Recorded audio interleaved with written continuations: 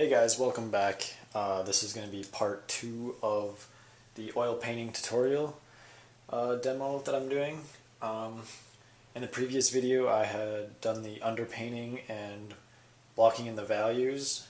Now it's been about a day and a half or 2 days and most of this is pretty dry. I have a little bit of thicker white highlights here. That's a little bit wet, but that's fine. The paint will just blend in with that and that'll be okay. But you want to make sure that most of the rest of the paint is dry if you plan on glazing and putting on thicker paint, because you don't want it to get muddy and blend together.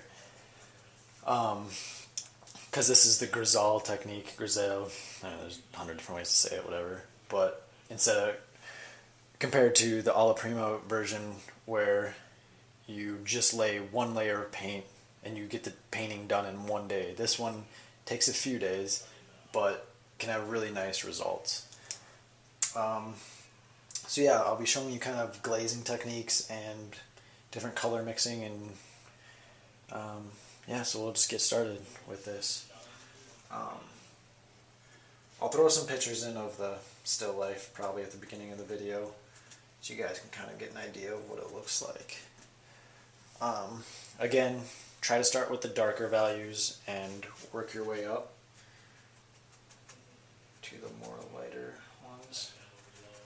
So now there's kind of a purple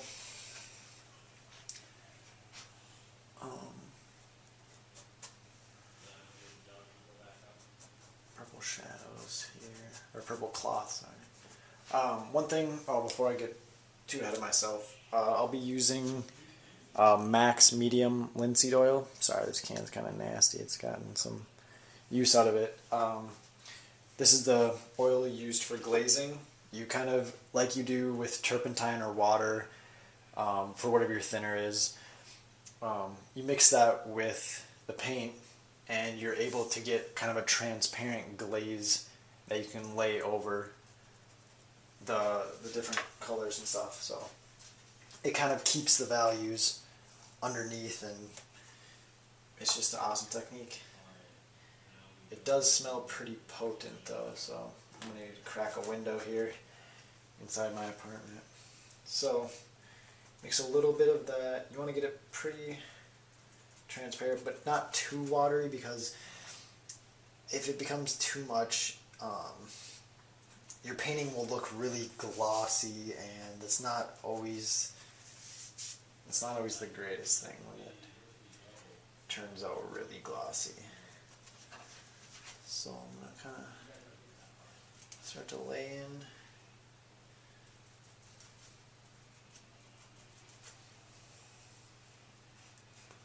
some of these darks here. With glazing you can use the brush, but then you can also use a rag, and you can come in and kind of thin it out, so keeps the color, keeps the value, but it's not quite the thickest paint yet. So since this is part 2, I'm not going to be using real thick paint quite yet. This is still thinned down a little bit, but yet still thicker than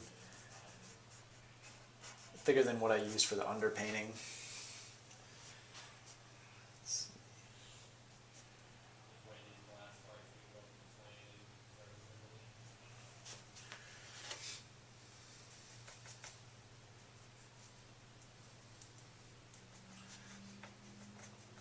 When you guys are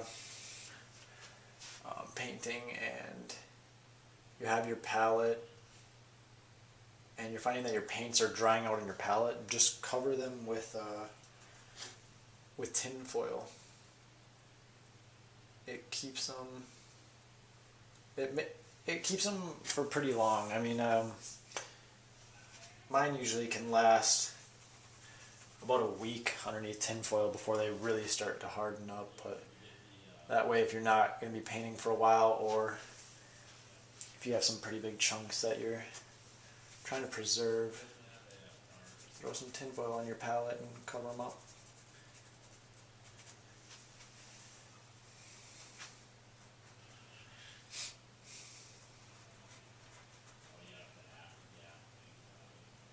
sharp edge right here. So far I didn't really hear much feedback on the other video, so are you guys afraid to leave comments or something? I love to hear from you guys, hear some suggestions.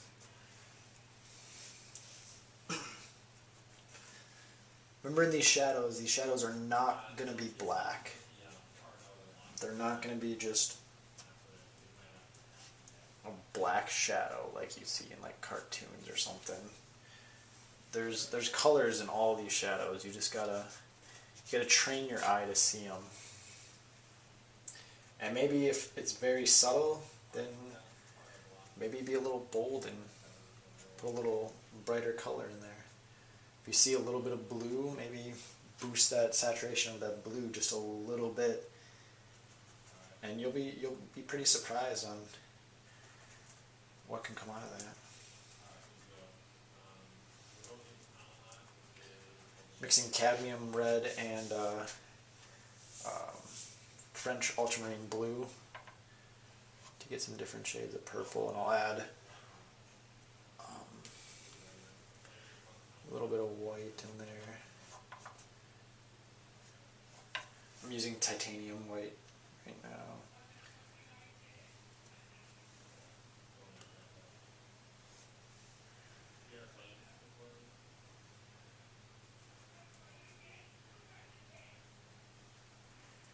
Add a little bit of burnt umber to that mix to get these little less saturated parts.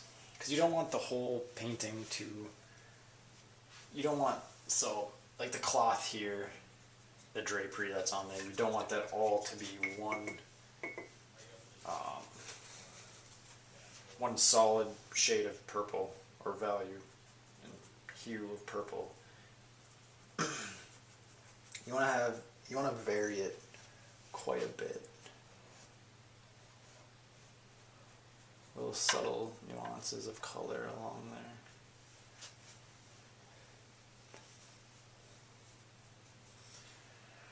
Always keep, I'm throwing some beginner tips and whatnot here and there, but always keep a little rag or paper towel by, so that you can clean off your brushes in between different colors so it doesn't get too muddy. Here I'm using cadmium red, more cadmium red than the blue mix, and a little bit more white, kind of get higher value on that. With a little bit of linseed oil, it'll glide more smoothly and be able to keep those tones underneath.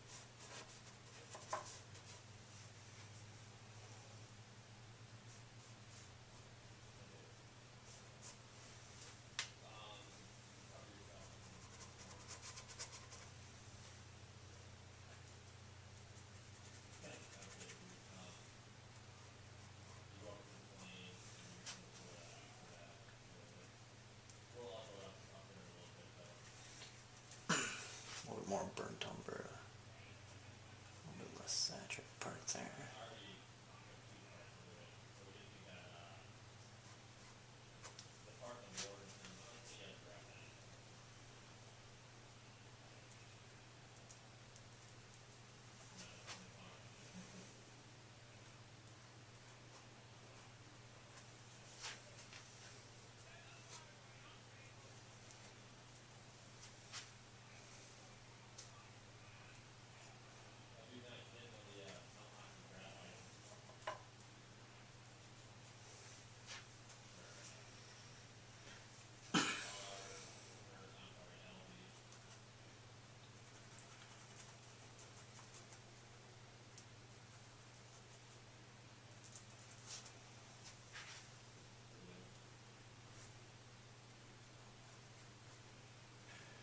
good tip to remember is you can never create a more saturated color than one that's directly out of the tube.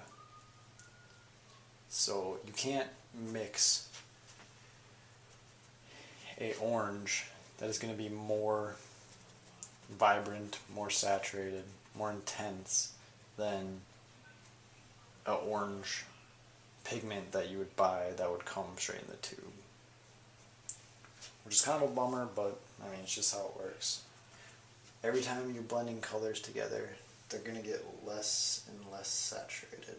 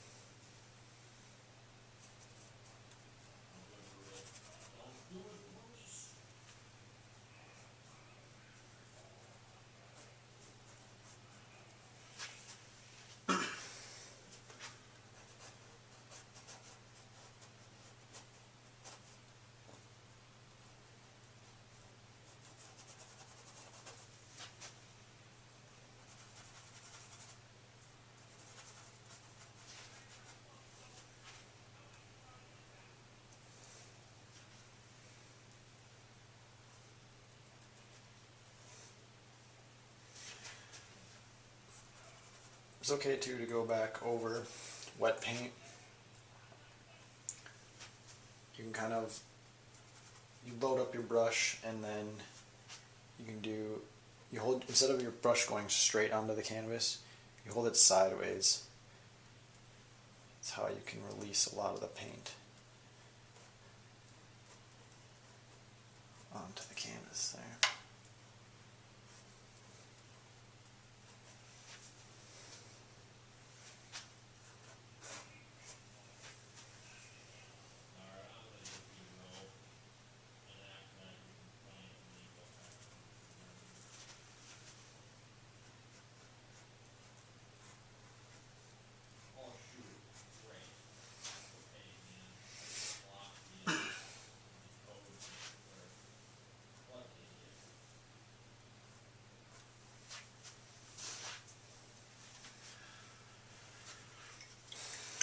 Clean off my brush a little.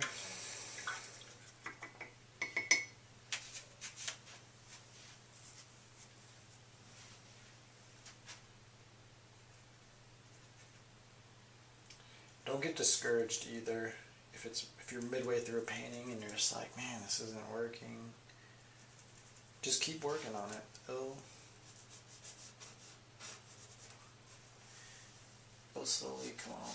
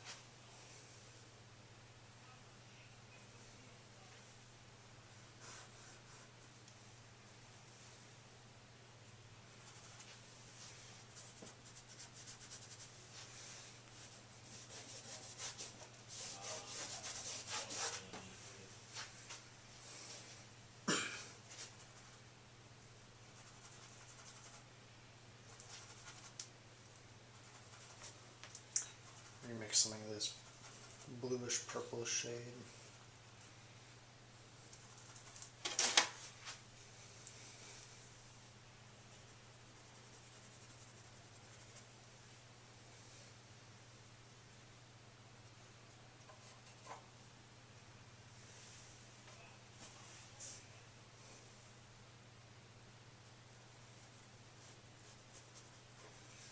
When you add pretty bright colors to your, not pretty bright, but pretty saturated colors to your shadows, your paintings will look, they'll I don't know, they'll really have a good feel to them. I guess you'll just have to kind of, if you go look on your own for different paintings that, you'll see it from now on. Paintings that lack color in the shadows compared to paintings that are pretty rich in color with their shadows.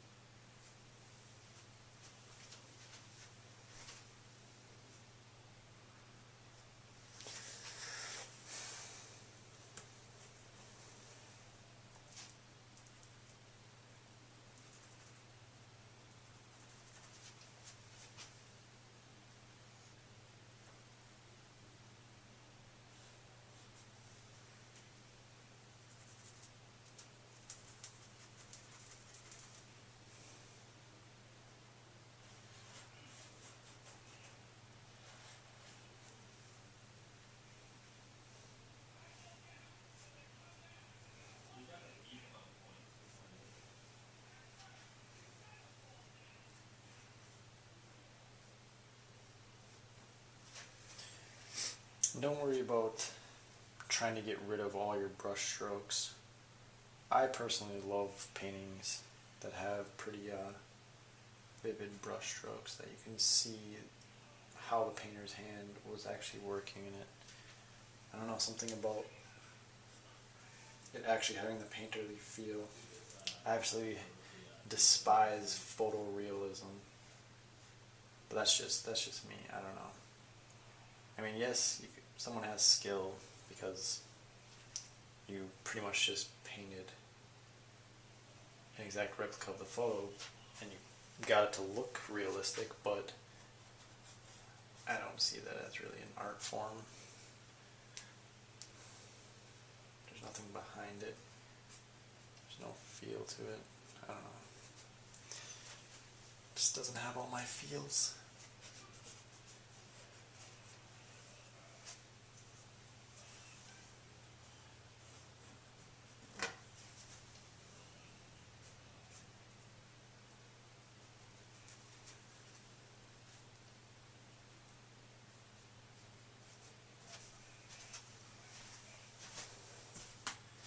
I don't know if I stated this in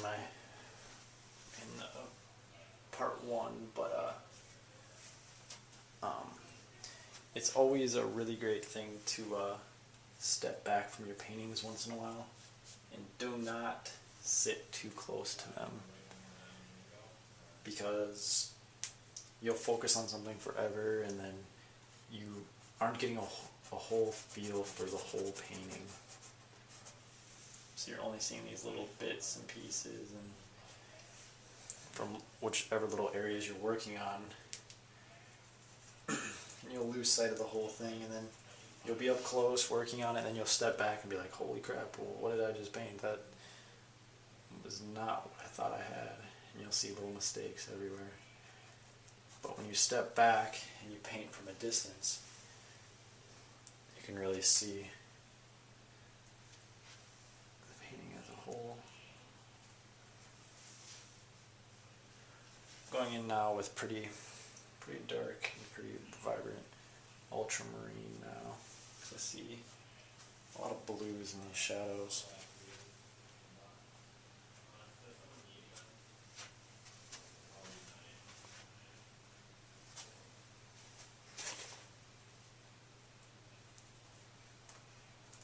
Just remember, when you glaze over something, it's going to make it darker.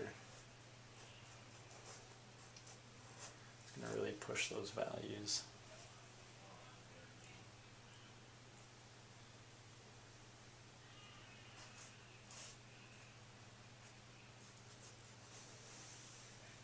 Sorry if I ever stand in front of the camera. I'm kind of losing track of where it sees and what it sees, and I'm just painting away.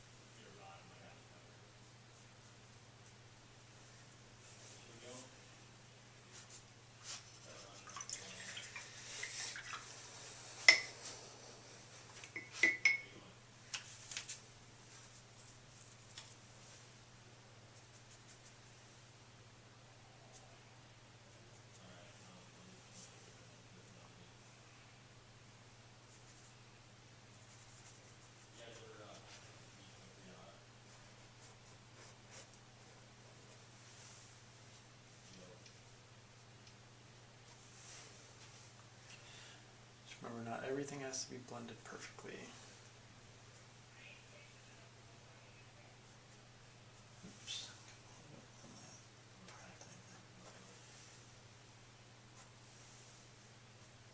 That's another nice thing when everything's dry, when your underpainting's dry and you go back in, if you ever mess up or do a little mistake, you can just wipe that new coat of paint off because underneath is dry.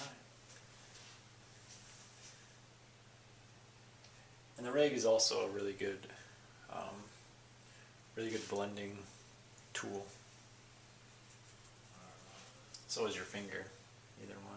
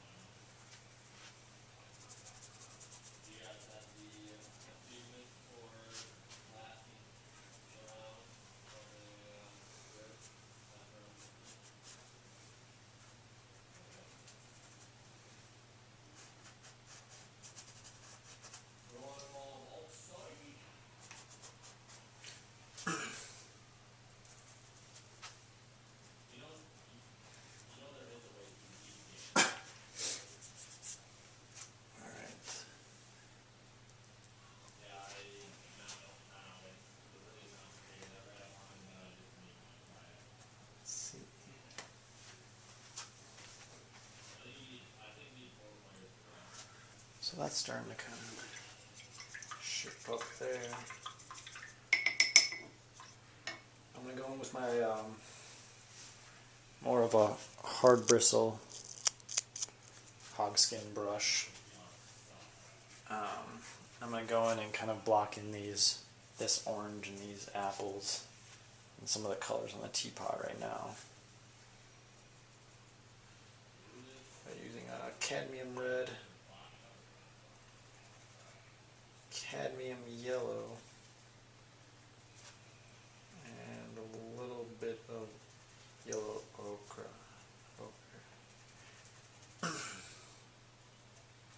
And a tad white.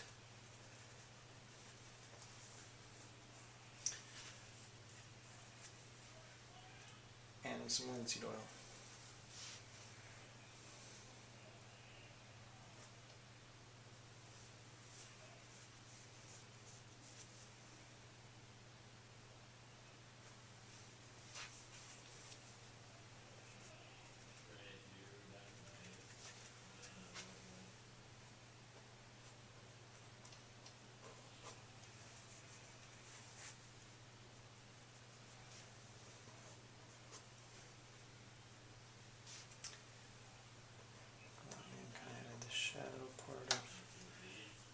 apple.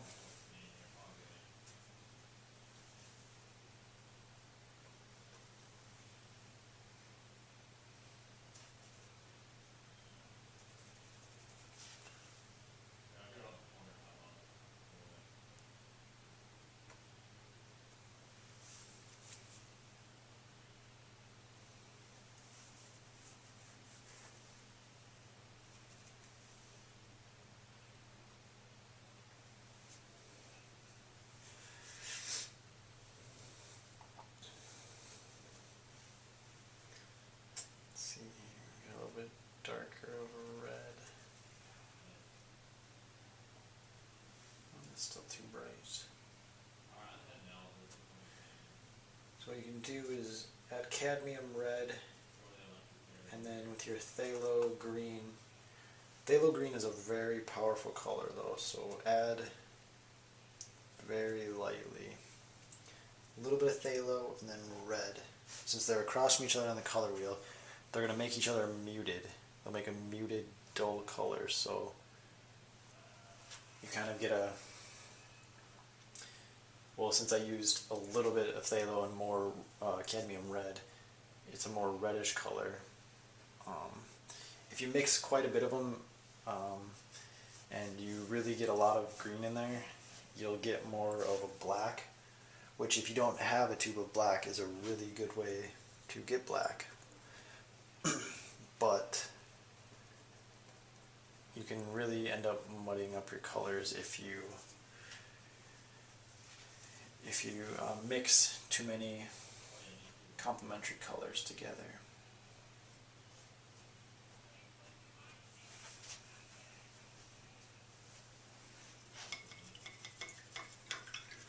Wash out my brush a little bit.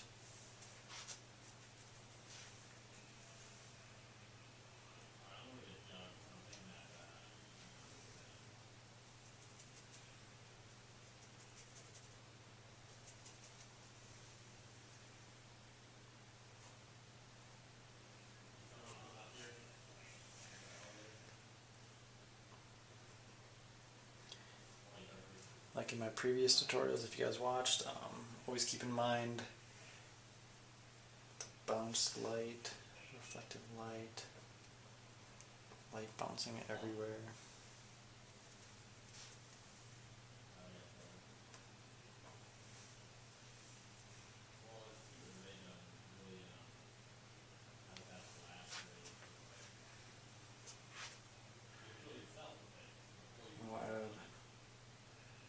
Alizarin crimson and phthalo green to kind of get a close to black, but this is going to be a chromatic black, so even though it looks black, your eye will still be able to tell there's a little bit of color in there.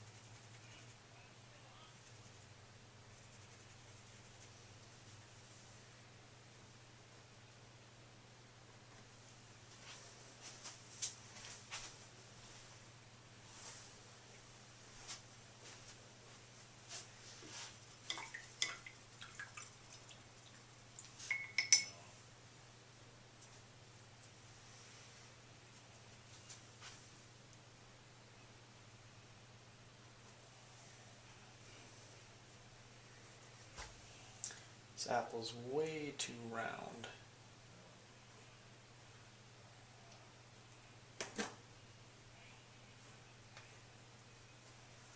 I don't like the shape of that perfect apple. That's not acceptable. Can't be perfect.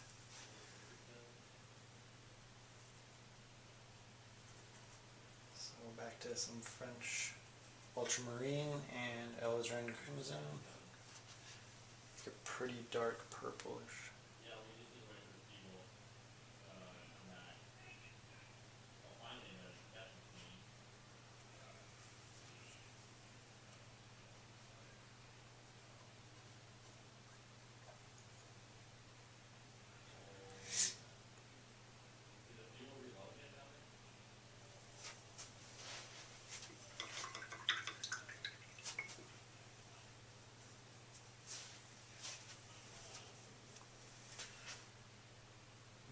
Just on this one, I'm going to cheat a little, but I'm going to load up my brush pretty thick with titanium white to get this one little highlight here, just to really make that apple, really make it pop, pop, pop.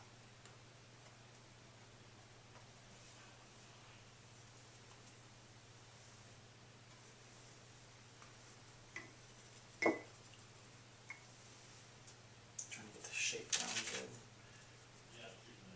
Really get it to be a convincing three-dimensional form.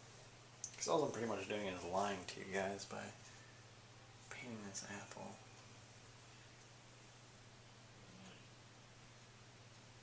By making it seem like that these are all three-dimensional forms when this is just flat piece of canvas panel.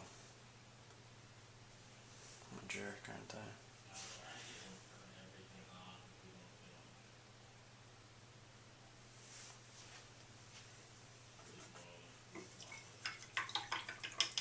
Need to add a little bit stronger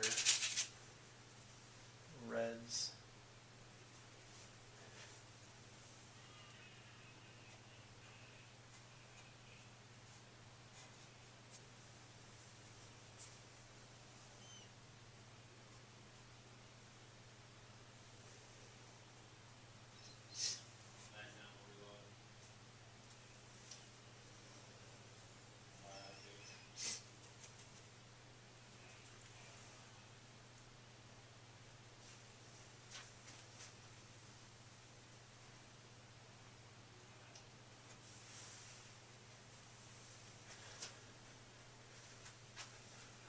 Probably come back to this apple a little bit later.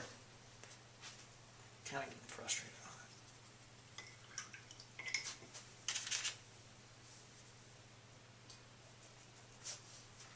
I guess I'm kind of breaking one of my own rules by sticking on one little part of the painting for far too long. I should have moved on from that far long ago. So now you guys know that. Don't stick to one little part for too long. Just keep moving throughout the painting. I gotta quick load up more cadmium yellow. My palette down a little low.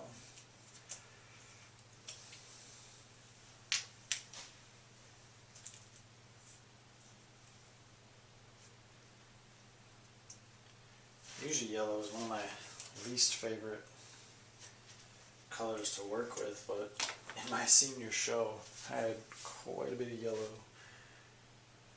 That was kind of surprising. Alright, so more cadmium yellow. And since cadmium yellow is a pretty transparent paint, you're going to want to usually always add a little bit of titanium white. It won't affect the hue too much if you don't add too much. And then I'm going to add a tiny bit of cadmium red. I'm going to try and achieve an orange here. I'm sure a lot of you guys know already, but if you're working with a yellow or a white or a lighter color, it's best to work from like light to dark. And I mean that as if I'm trying to get an orange, I don't want to have a bunch of red on my palette and then try and add yellow to that cadmium red to try and build it up to orange, because that's just going to take forever and you're going to waste a lot of paint that you don't need to waste. So that way you just add a little bit of, you put down a little bit of yellow on your palette and then you add red accordingly till you get that orange that you want. Same goes for any other color, really. Or if you're working with white, like a way lighter color, and you want to start out with white compared to starting out with the color and then trying to add white to it to get a light color. If that makes sense, hopefully it does.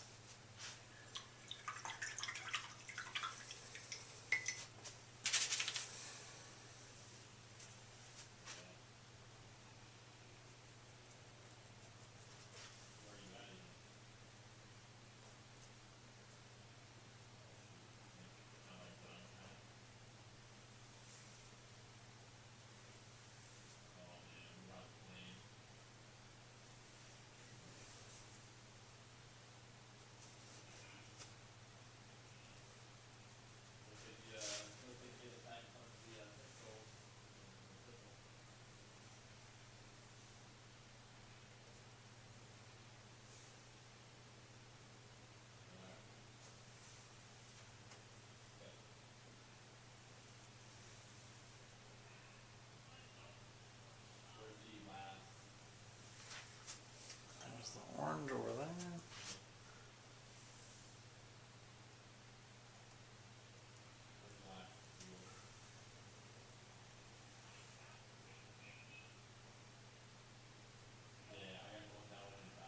Probably have one more video after this one since this one's taken quite a while.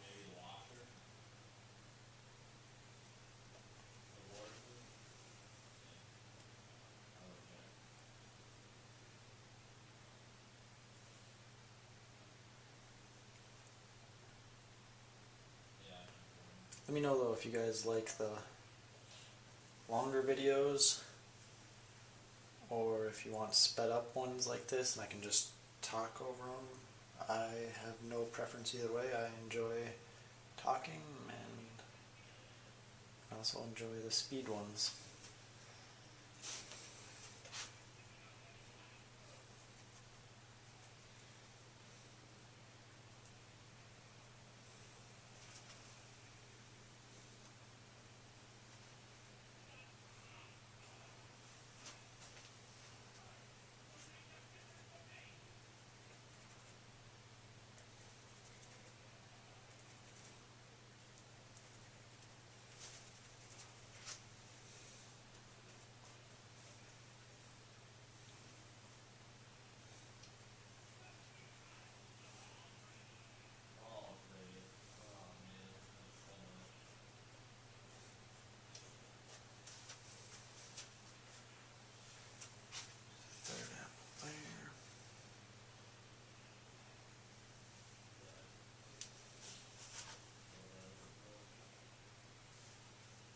Throwing some of this red on the teapot here because it's reflecting. You can always go over that later too if it's too bright or something, but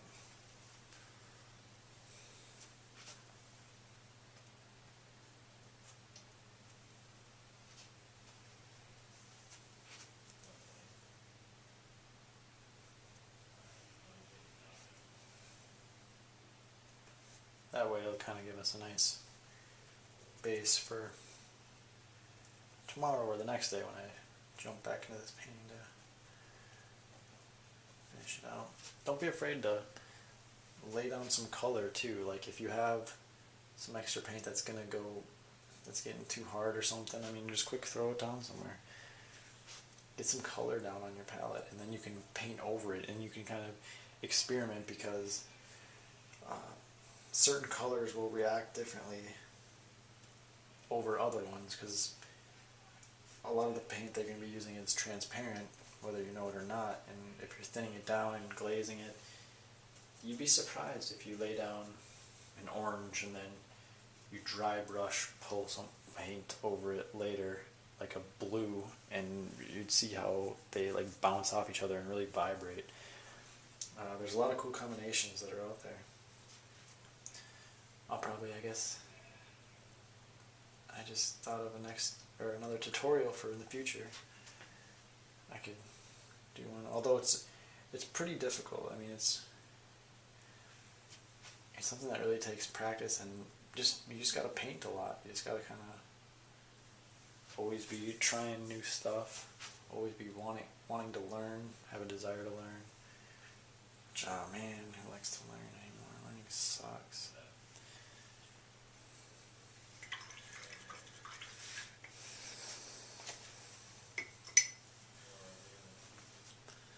Closing on 40 minutes, jeez. Didn't think I was taking that long.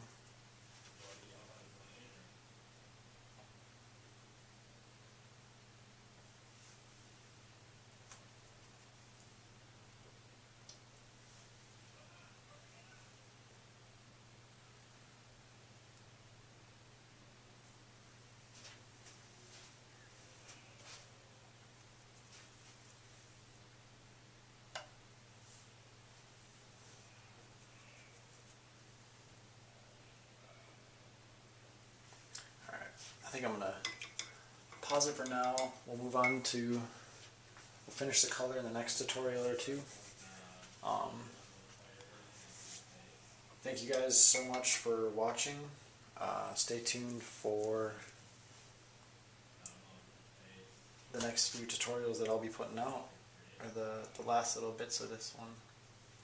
So thanks again, guys. I'll be talking to you soon.